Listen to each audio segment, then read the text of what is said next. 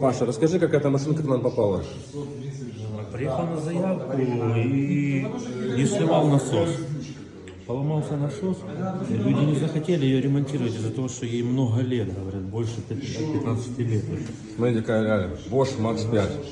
Четенький. Я у них, я говорю, давайте тогда купим. Резинка. Хотели Вообще. выбрасывать ее. Подшипнички шелестят. Себе забрал домой, поменял амортизаторы и насос заменил. Машинка бомба. Все. Еще лет 20 будет работать. Только в путь, еще послужит.